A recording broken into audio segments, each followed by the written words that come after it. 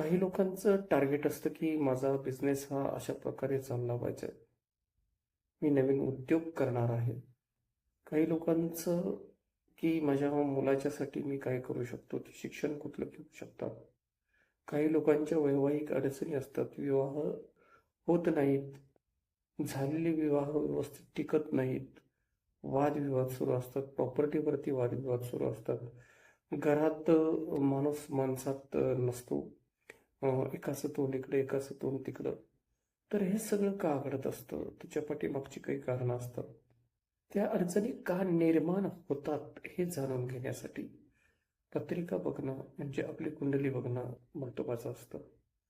कुंडली बघितल्यानंतर असं काय ब्लॅक मॅजिक नाही की तुमच्या सगळ्या गोष्टी होती, पण तुमच्या लाईफमध्ये तुमच्या जीवनात येणाऱ्या अडचणी आहेत, अडथळे आहेत.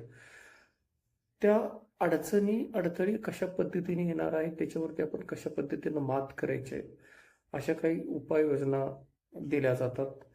आणि लहान मुलांच्यासाठी पत्रिका बघणं खूप गरजेचं असतं, जेणेकरून त्यांचा इंटरेस्ट कशात असेल, कुठला ग्रह कुठल्या ग्रहाशी मॅच आहे, मग त्यानं कुठलं शिक्षण घेतलं पाहिजे, कुठल्या ठिकाणी गेलं पाहिजे. तुम्हीही तुमच्या जीवनातील काही येणारी संकट आहेत, घटना आहेत, नवीन गोष्टी आहेत, आनंद आहे, घर आहे, प्रॉपर्टी आहे, जमीन जुमला, बंगला, देश परदेश, यश अपयश, सुख समाधान, शांती, राजकारण, समाजकारण, अर्थकारण, बऱ्याचशाच गोष्टी आहेत.